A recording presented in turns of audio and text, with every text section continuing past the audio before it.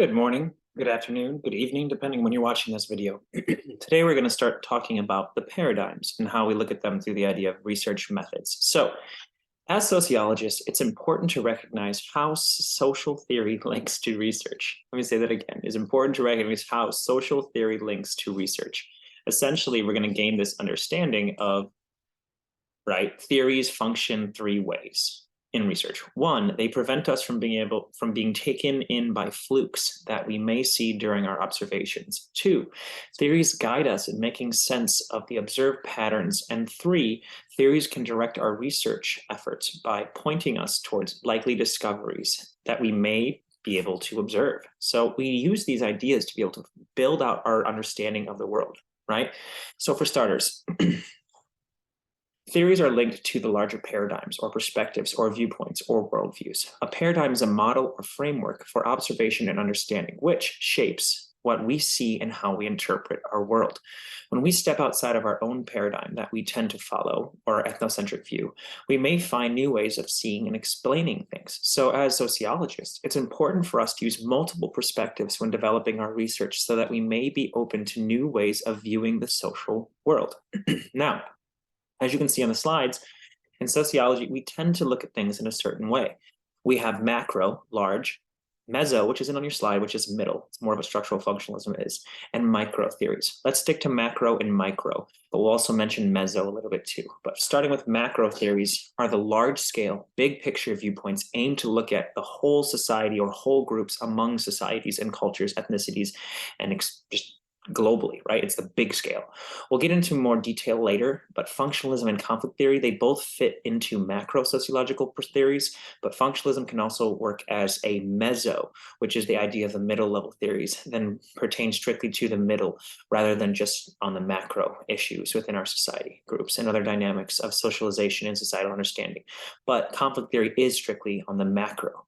But when we pull from there, we have to understand that groups and other dynamics of socialization and societal understanding play in the small scale too, which is the micro level theories are the opposite. The small scale, as I just said, aim to understand the social life at the individuals and their interactions.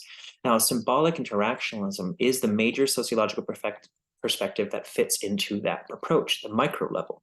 So the three perspectives here are largely a review from previous sociology courses, so I am covering them in less detail here in this lecture. Please review Babby's text and potentially a Sociology 101 textbook. You can Google OpenStax Social 101 for more references and resources, but structural functionalism is a macro mezzo theoretical perspective that views society as a complex system with interdependent parts. These parts work together to promote social stability, cohesion, and order, or a functioning society. In all, the system seeks to maintain its equilibrium, and change results from gradual adjustments to emergence of disorganization or dysfunctions. Now, a major critique is that the paradigm tends to ignore conflict between groups. It focuses on integration and solidarity. Now, when we look at conflict, social conflict theory is a macro theoretical paradigm that emphasizes inequality and power structures in society. This perspective views society as a structured system based on inequality. So we're starting to see this idea of how we understand the world in total. So on your screen right now, you'll see the different breakdowns. But it looks at the power structures in society. This perspective views society as a structured system, as I mentioned, based on inequality. Social conflict between groups over scarce resources is the norm and stimulates change. Society is structured to benefit a few at the expense of the majority, right? So essentially, the ones on the top get richer, and the ones on the bottom, the majority, get poorer, and those in power stay in power. And as you can likely guess, the critique is that this paradigm focuses only on conflict. It does not take into consideration how people integrate together. Now, when we take things down a peg and we go to the idea of smaller scale interactions, we go to symbolic interactionalism. This is a micro paradigm best for smaller scale phenomena that view society as the product of everyday interactions, definitions and understandings that emerge from the process of people interacting based on shared symbols and shared language. People have behaved based on what they believe, not on what is objectively true. And we socially construct, everything's a social construction, is like the battle cry of sociology, our world through the meanings we share through our social interactions. This small scale approach does not tend to lend itself to larger structural issues as the macro or mezzo theories do. There are more ways to explore Yet one other important theoretical contribution I want to be sure to call out is ethnomethodology. Now, ethnomethodology ties to this idea, in which you may have come across in studies on deviance and culture. This approach to thinking here is that people are continuously trying to make sense of the life they experience. So how do we generally know what to and how to live in society that changes over time, right? The attitudes, behaviors, beliefs, and conditions change, so we change our norms. A technique that can use to explore how to make sense of the rules and norms we follow or not is to break the rules and violate people's expectations. The old facing the back in the elevator trick is a prime example of this, right? Within my deviance class, I like to encourage thinking outside the box of how to go above and beyond to do something extraordinarily nice or strange for others in today's world. It's interesting because students have all thought of different kinds of rules to violate, to practice such an opening doors for people, right? Who are really far away and then waiting, trying to tie someone's shoes, saying thank you for random things. Most people wouldn't say thank you for much more, right? This idea of breaking that violation of norm is fascinating because it creates a weird experience. So we've learned that our experiences are subjective. Think back to your intro class, Thomas theorem, if you can't remember from your previous courses. And you see things differently than me because of our differing perspectives that have come from what we have learned through our own observations, traditions, authority figures that have passed ideas to us through the process of socialization. The important thing to note here is that subjectivity is individual, while objectivity is social. We come up with the agreements and have common ground for what we accept. There are three main elements in the traditional model of science that we will continue to explore in much more detail as we proceed through this course. And thus, we look at this idea. It's up on top. It's in the top left here, depending how you're looking at it, right? These are theory, operationalize, and observation.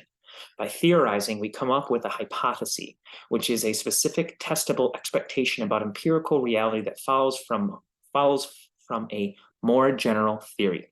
It's a statement of something that ought to be observed in the real world if the theory is correct. Instructors have more understanding of the topics they teach than students who have never taken the class before. People age 60 are more likely to have more experience to share on relationship advice than those who are under 25. Naturopathic medical students in their final year are likely to have stronger values associated with naturopathic medicine than those in their first year. The second element we're going to talk about is operationalization. It's a hard word, big word for Elmo, which again, we will break down in more detail soon. This simply means that we must develop operational definitions to specify the exact way we measure a variable.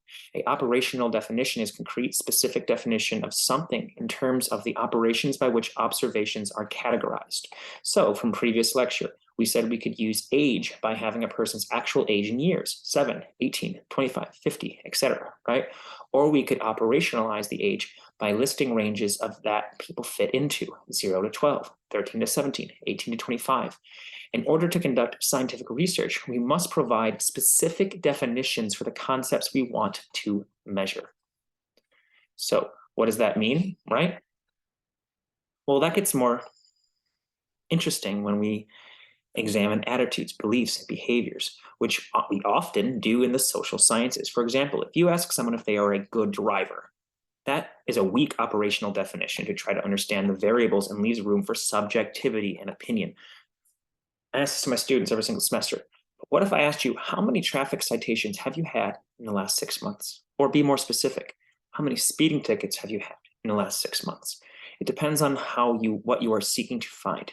But you must ask is crucial, and how you ask it is crucial for the results to be testable and variables to be properly measured. So this is actually super important when we think about this. It's not what you ask, it's how you ask, right? So later on, we will get into more specificity, right? Yet give some thought as towards how you might provide a definition, right? How would you define for love or commitment or motivation or even grit that can be measured and observed? And the third element is observation. So looking back on the slide before, right, we had the idea of the three elements, observation. So a slide before I was showing you hypothesis. I hope you looked at that. We'll get back to that slide. But the third idea is observation, looking at the world and having a strategy for looking. All that remains to actually look at the way that things appear by conducting observations through various methods we'll explore. Importantly, your research question, the idea that you want to explore and observe, should be the motivating factor for which type of method is used. When coming up with your own research question, you may decide to use deductive reasoning, where you pick the first topic, then specify a range. Are you looking at everyone in society or a specific group of people? Then identify a major concern and variables and find out what is known about the relationship between the variables already. Then from those, or on those reasons, from those propositions to the topic you are interested in. Now, when we look at this idea and go even further, we have this idea of a hypothesis, right? So this is what you're going to be doing, right? A specified testable expectation about empirical realities that follow from the more general proposition, an expectation about the nature of things and derived from a theory, a statement of something that ought to be observed. So make sure you think about what you want your hypothesis to be.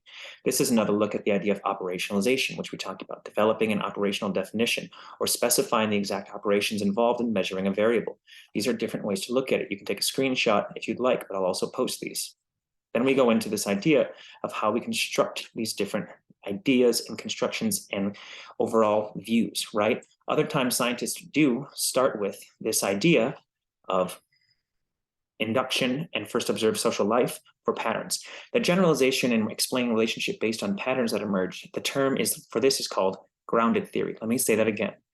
Other times, social scientists may start with induction and first observe social life to look for patterns, then generalize and explain relationships based on the patterns that emerged. The term for this is called grounded theory.